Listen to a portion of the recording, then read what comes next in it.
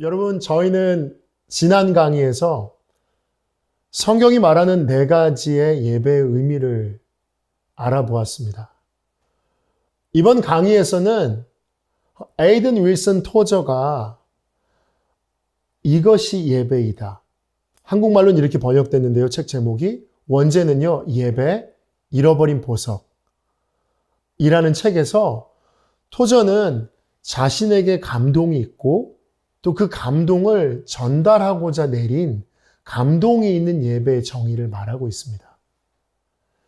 그래서 여러분, 오늘 이 시간에는요, 그 토저의 감동이 있는 예배에 대한 정의를 살펴보고 우리 자신에게도 감동이 있는 예배의 의미를, 예배의 정의를 찾아보고자 합니다. 나아가서 토저는 또한 진정한 예배의 4요소를 이야기하고 있습니다. 그래서 여러분, 우리가 그것이 무엇인지를 살펴보면서 예배가 무엇인지에 대한 보다 깊은 안내를 가질 수 있는 시간이 되기를 바랍니다. 여러분, 그래서 토저가 이야기하고 있는 감동이 있는 예배의 정의에 대한 첫 번째 정의입니다. 바로 시작하겠습니다. 첫 번째, 토저가 정의하는 예배는 바로 태도라고 말하고 있습니다. 예배는 태도이다. 하나님께서는 지난 시간에도 나눈 것처럼 우리 예배를 원하셨기 때문에 우리를 창조하셨습니다. 에덴에서의 사귐은 너무나 아름다웠지만 그들은 범죄하였고, 우리는 범죄하였고 타락하였습니다. 우리가 하나님을 멀리 떠났지만 하나님은 우리를 더 사랑하셨습니다. 그래서 우리를 지으신 본래의 목적대로 다시 예배할 수 있도록 예수님을 통해서 화목하게 하셨습니다. 우리는 하나님의 사랑과 은혜에 응답해야 하는 것입니다. 지난 강의에서도 얘기했죠. 토저는 만일 우리가 어떤 단어를 사용하는데 당신이 그 단어의 의미를 모른다면 서로의 소통은 어려울 것이라고 말하고 있습니다. 그 단어를 매일 사용하고 있더라도 그 의미를 모른다면 소통은 어려울 것입니다. 이처럼 은혜라는 의미를 모른다면 우리는 예배를 제대로 드릴 수가 없습니다. 그렇기 때문에 토저는 예배는 마음의 상태이며 마음의 태도라고 말하고 있습니다. 하나님의 은혜로 인해 하나님과 화목하게 된 구원받은 사람들의 마음의 태도라는 것입니다. 경의를 표하는 것, 즉 예배하는 것은 마음이 반드시 수반되어야 합니다. 과거에 우리 어머님들은 수고하여 얻은 땀의 열매인 구겨진 지폐들을 다리미로 다렸습니다. 그리고 일터에서 입는 옷과는 다른 가장 좋은 옷을 고르고 구두를 닦아 두었습니다. 예배를 드리러 가기 전날 밤 반복되는 풍경이었습니다. 하나님의 은혜의 의미를 아는 바로 마음의 태도가 표현된 것입니다. 저희 어머니는 항상 깨끗한 지폐를 헌금하도록 주셨습니다. 그렇게 어머니로부터 습득된 예배에 대한 태도는 헌금을 드릴 때 오늘도 가지고 있는 지폐 중에 가장 깨끗한 것을 찾는 습관이 되었습니다. 여러분들에게는 하나님께 예배하는 어떤 마음의 태도가 있으신가요? 예배는 하나님과 인격적인 관계 안에서 이루어지며 하나님께서 우리를 창조하신 목적에 바르게 응답하는 것입니다. 하나님께서는 예배하는 사람의 마음을 주목하여 보십니다. 예배는 마음의 태도입니다. 우리에게 잘 알려진 찬양, 마음의 예배, Heart of Worship은 예배가 마음의 태도라는 것을 가르쳐주고 있습니다. 여러분, 그 가사 하나 기억해 보시겠습니까? 노래 이상의 노래, 내 맘 깊은 곳에 주께서 원하신 것. 밖으로 드러나 보이는 것보다 깊은 곳에 있는 우리의 마음을 찾으시는 하나님은 마음의 예배를 기뻐하십니다. 그리고 토저는 두 번째, 예배는 행동이다. 그것도 지속되는 행동이다라고 말하고 있습니다. 여러분, 그러면서 이렇게 설명하고 있습니다. 예배는 지속적인 행동이지만 늘 동일한 강도를 가지지는 못한다고 말입니다. 여러분, 가족을 한번 생각해 보시겠습니까? 가족을 사랑하지만 우리는 일이 잘 풀리지 않거나 피곤하기만 해도 가족에 대한 사랑의 강도가 이렇게 좀 떨어지게 되곤 합니다. 이처럼 항상 똑같은 정도의 사랑과 감탄의 강도를 가지고 우리가 예배할 수는 없습니다. 그럼에도 불구하고 우리가 가족에 대한 사랑의 감정을 느끼지 못할 때에도 가족 사랑하기를 중단할 수 없는 것처럼 우리는 예배를 멈출 수 없습니다. 이는 사랑은 단지 감정이 아니라 마음의 태도이며 마음의 상태이며 지속적인 행동이기 때문입니다. 토저가 그렇게 우리에게 말하고 있습니다. 예배에 있어서 강도와 완성도의 개념을 도입한다면 강도와 완성도는 어떤 상황에 따라 달라질 수밖에 없습니다. 특별히 강도는 살펴본 것과 같이 예배자 개인과 관련된 것이라면 완성도라고 하는 개념은 교회 구성원들과 관련된 것이라고 할 수 있습니다. 왜냐하면 예배의 완성도는 혼자서 만들어갈 수가 없으며 교회 공동체와 함께 만들어가야 하기 때문입니다. 그래서 여러분, 예배는 또한 지속적인 행동입니다. 또한 여러분, 토저가 말하는 세 번째 예배의 정의는 예배는 감정적인 것입니다. 마음으로 바로 느낀다는 것입니다. 여러분, 감정 없이 어떻게 우리가 예배를 드릴 수 있을까요? 우리가 예배드리기 어렵다고 말한다면 그것은 바로 우리에게 감정이 있기 때문에 그렇게 말하는 것입니다. 오해가 없으시길 바랍니다. 우리가 오로지 감정에 따라서 행동하고 예배해야 한다는 것이 아닙니다. 그러나 우리 마음에 감정이 없다면 그것은 바로 죽은 것이라는 뜻입니다. 토저는 예배가 감정적이라는 것이라고 할 때 마음으로 느끼는 것을 말하고 있는 것입니다. 여러분, 예수님의 발에 값비싼 향유 옥합을 깨뜨린 여인은 옥합만이 아니라 자기 자신도 함께 깨뜨린 것입니다. 그 여인은 사람들이 자신을 어떻게 생각할지 알고 있었지만 멈출 수 없었습니다. 그 여인은 향유 옥합과 함께 자신의 모든 품위와 자존심을 깨뜨렸습니다. 그녀는 예수님을 향한 깊은 사랑에 눈이 멀었습니다. 사랑이라는 온 감정으로 하나님께 부어드린 것입니다. 그리고 예수님은 아니, 그 자리에 있는 바로 예수님만 그것에 대해 기뻐하시고 감동하셨습니다. 여러분들 이 시간에 한번 여러분들에게 묻고 싶습니다. 여러분들은 왜 하나님을 예배하시나요? 여러분들이 예배하면서 흘리는 눈물의 의미는 무엇인가요? 그 눈물에는 어떤 의미가 담겨 있나요? 여러분 한번 생각해 보시고 또 답해 보시겠습니까? 여러분 또 다음으로 넘어가겠습니다. 토저는 예배에 대한 감동이 있는 정의를 우리에게 전하면서 예배는 겸손한 감탄과 기쁨의 표현이라고 말하고 있습니다. 예배는 마음으로 느끼고 적절한 방법으로 그것을 표현하는 것입니다. 예수님의 희생을 통한 하나님의 은혜를 기억할 때 우리는 겸손해집니다. Once again, 예수님 그의 희생 기억할 때라는 찬양에는 이렇게 가사가 있습니다. 주 달리신 십자가를 내가 볼 때 주님의 자비 내 마음을 겸손케 해. 여러분, 이 마음에 대해서 여러분 어떻게 동의가 되십니까?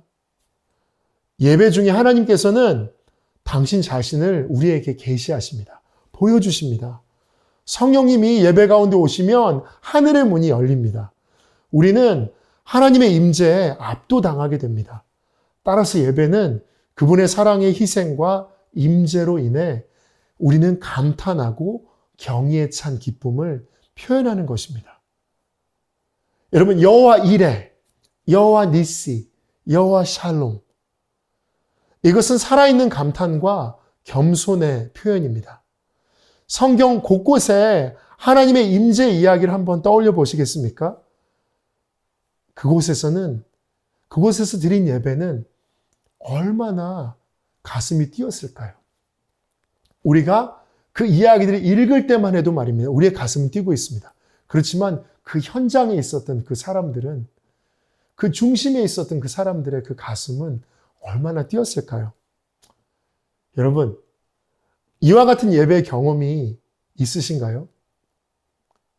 지금 이 시간 그때로 돌아가서 그 순간을 떠올리고 한번 만끽해 보시지 않겠습니까? 그리고 이번 주간 여러분이 예배 드리는 가운데 겸손한 감탄과 기쁨을 표현해 보시길 바랍니다. 하나님께서 예배에 충만하게 임재하시기를 잠시 여러분과 함께 기도합니다. 여러분, 지금까지 토저가 자신에게도 감동이 있으면서 다른 사람들에게 감동이 있는 예배의 정의를 전하기를 원한다고 말하면서 4가지의 예배의 의미를 우리에게 말한 것을 우리가 한번 공부해 봤습니다. 여러분, 어떻게 동의가 되십니까?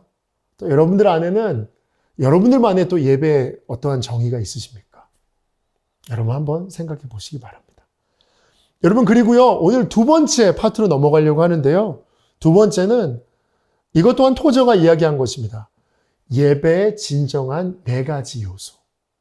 그것이 무엇인지 토저는 이야기하고 있습니다. 토저는 예배의 진정한 4가지 요소를 설명하면서 첫 번째 신뢰, 2번째는 감탄, 3번째는 매혹, 그리고 마지막 4번째는 숙모라고 이야기하고 있습니다. 여러분, 그래서 다음으로는요, 이 4가지의 진정한 예배의 요소를 보다 좀 세밀하게 여러분들과 살펴보고 싶습니다. 첫 번째는 신뢰입니다. 토저는 이렇게 말하고 있습니다. 우리가 어떤 존재를 신뢰하지 않는다면 그 존재를 경험할 수 없다. 또한 우리는 신뢰하지 않는 사람을 존경할 수 없다. 이처럼 우리가 하나님을 신뢰하지 않는다면 그분을 존경할 수 없고, 하나님을 존경하지 않는다면 그분을 예배할 수 없다. 이렇게 말하고 있습니다. 하나님을 무한히 신뢰할 때 우리는 하나님을 예배할 수 있습니다. 하나님은 어떠한 분이십니까? 하나님의 성품을 무한히 신뢰한다면 우리는 예배할 수 있습니다. 여러분, 말씀은 또 이렇게 이야기하고 있습니다. 사람은 다 거짓되되 오직 하나님은 참되시다. 아멘. 이러한 말씀처럼 하나님의 존전으로 나아가는 우리의 신뢰는 계속해서 자라가야 합니다.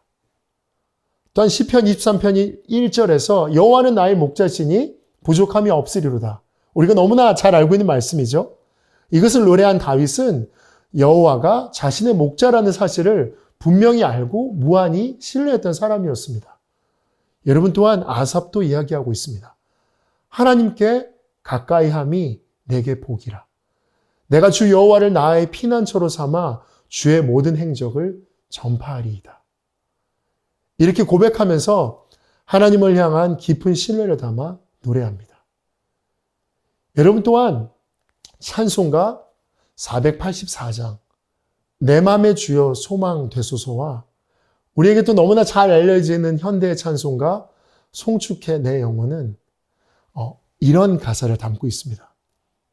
여러분, 가사를 한번 읽어보시지 않겠습니까? 먼저 내 맘의 주여 소망 되소서, 주 없이 모든 일 헛되어라, 밤에나 낮에나 주님 생각, 잘 때나 깰 때 함께 하소서. 그리고 2절의 가사, 또 3절의 가사는 이렇게 적고 있습니다. 세상의 영광이 나 안 보여도 언제나 주님은 나의 기업. 주님만 내 맘에 계시오니 영원한 주님 참 귀하셔라. 여러분, 이 찬송 가사 안에는요, 하나님을 향한 신뢰를 담고 있습니다. 또 그 신뢰하는 분을 향하여서 자신에게 주신 그 믿음을 가지고 또 기도하고 있습니다. 여러분, 또 다음의 찬양을 또 한번 보시겠습니까? 송축해 내 영혼. 송축해 내 영혼 내 영혼아 거룩하신 이름 이전에 없었던 노래로 주님을 경배해. 여러분, 하나님을 신뢰하는 사람의 이 원곡의 원제 제목을 아시죠? 10,000가지의 이유들, 하나님께 찬양할, 하나님께 감사할 10,000가지 이유들을 가지고 우리 주님을 찬양한다라고 이 가사는 그것을 담아내고 있습니다.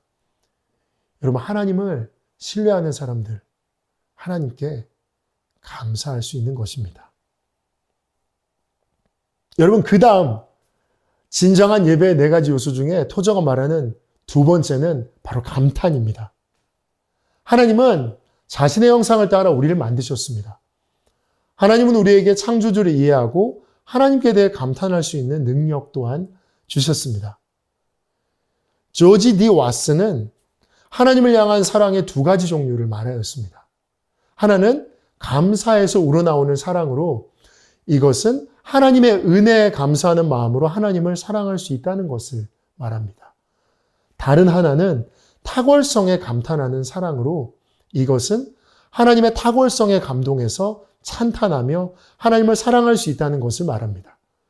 분명한 사실은 하나님은 그 어떤 존재들보다 탁월하신 분이시라는 것입니다.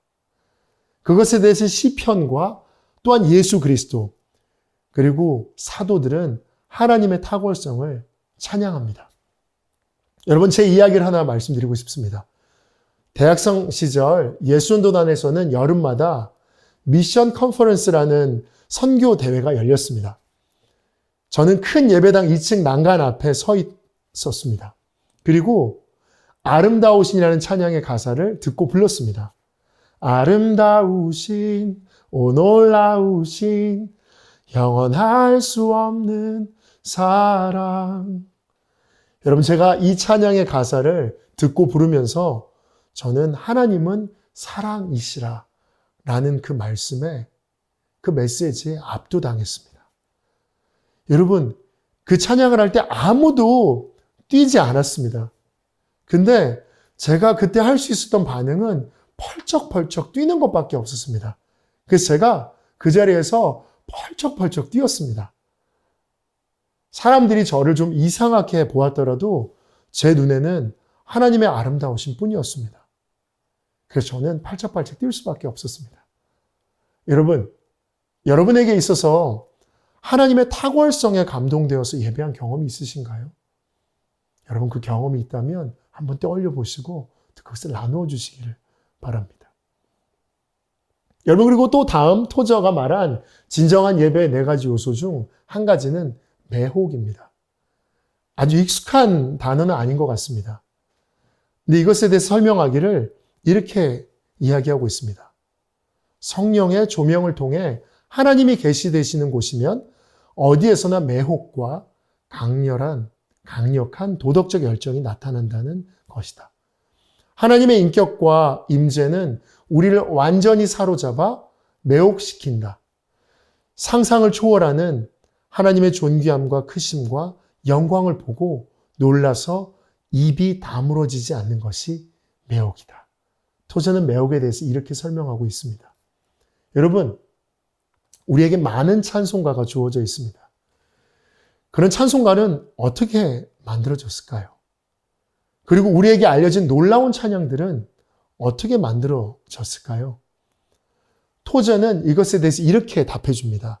사람들의 마음속에서 솟아오르는 감탄과 매혹의 감정에서 이 찬양은 생겨났다고 말합니다. 저도 이것에 대해서 동의할 수 있습니다. 그리고 이러한 곡을 쓸 수 있기를 계속해서 저는 소망하고 있습니다.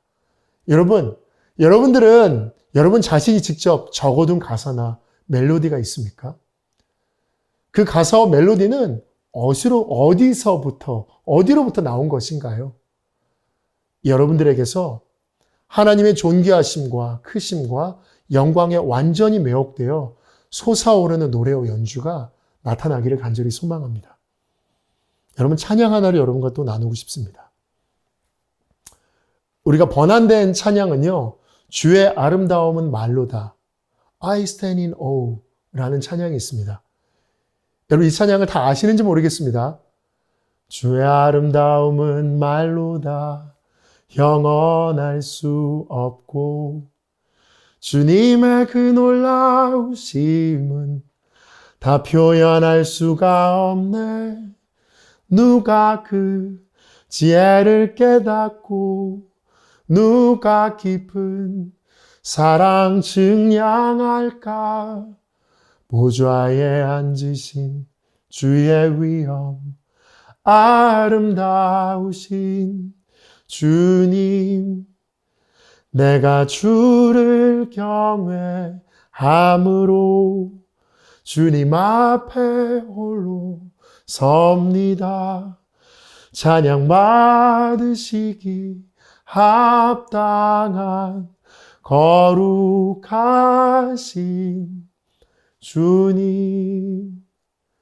여러분, 제가 박자나 어떤 멜로디는 아주 분명하고 정확하게 하지 않았지만 제가 이 가사를 가지고 여러분들과 함께 이 찬양을 부른 이유는요, 여러분, 매혹이라는 것, 어쩌면 이 노래를 지으고 부른 사람은 정말 하나님께 매혹된 사람이었던 것 같기 때문에 꼭 이것을 부르고 나누고 싶었습니다.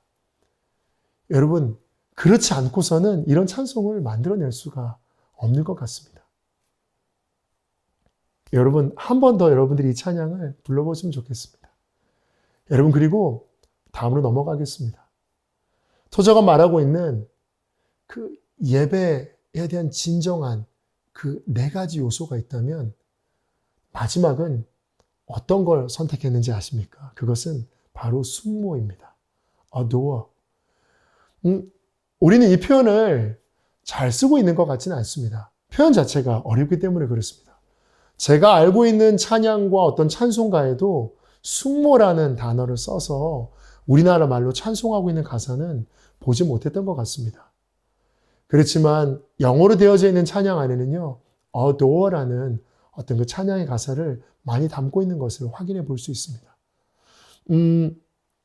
이런 표현 여러분 들으셨을 겁니다. adorable.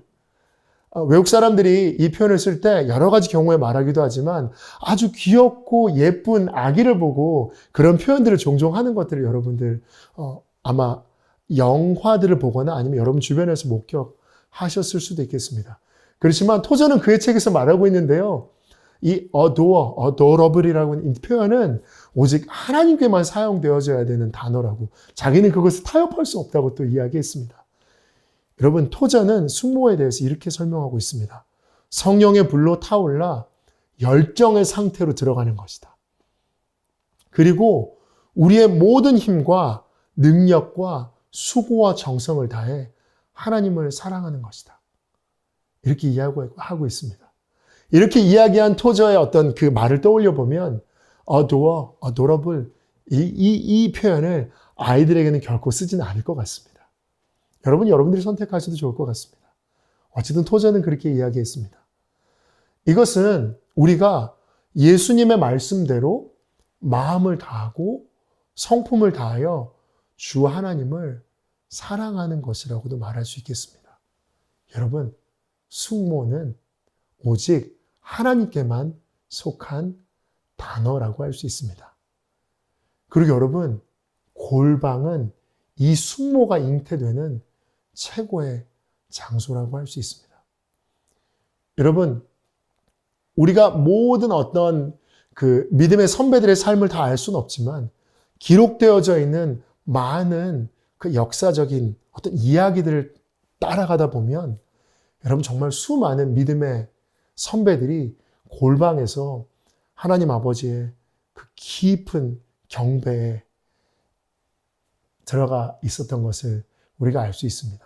바로 그들은 거기서 하나님께 매혹됐고 그 매혹을 넘어서서 강력하게 타올라서 하나님을 향한 숙모로 그들이 나아갔던 것을 우리가 알 수 있습니다. 여러분, 그래서 토저는 예배의 진정한 네 가지 요소를 정리하면서 첫 번째는 신뢰, 두 번째는 감탄, 세 번째는 매혹, 그리고 네 번째로는 숙모라는 것으로 설명하고 있습니다. 여러분, 저희가 오늘 이 마지막에는 이 네 가지 요소를 살펴보았습니다. 이 모든 요소들은 우리가 스스로 만들어낼 수 있는 것이 아닙니다. 우리로부터 시작된 것이 단 한 개도 없습니다. 하나님이 우리를 신뢰하시기에 우리가 하나님을 신뢰할 수 있습니다. 하나님 자신을 우리에게 계시하셨기에 우리는 그 계시 앞에 감탄할 수 있고 매혹될 수 있고 숙모할 수 있는 것입니다. 여러분, 그렇기 때문에 예배라는 것은 언제나 하나님으로부터 시작되는 것입니다. 여러분, 우리가 오늘 나눴던 토저에게 감동이 있는 예배의 네 가지 정의들, 그리고 여러분들에게 또 감동을 줄 수 있는 그 네 가지 정의를 전달하면서 토저는 뜨거운 마음이 있을 것이었어요. 뜨거운 마음을 가졌을 것입니다. 또 동시에 예배에 대한 진정한 네 가지 요소를 설명하면서 어쩌면 토저는 이걸 적어내려가면서 기록하면서 그의 마음이 하나님께 매혹되고 또 순모의 단계로 넘어갔는지도 모르겠습니다. 여러분들이 오늘 이 시간 이것들을 공부하고 또 여러분들에게 드리게 될 몇 가지의 토론의 이야기들에 생각해 보시고 답하시면서 여러분들도 하나님께 신뢰를 드리고 또 하나님이 보이시는 것 안에 감탄과 또 매혹과 또 순모가 되는 시간이, 그것을 드리는 시간이 있기를 소망합니다. 여러분, 오늘은 여기까지입니다.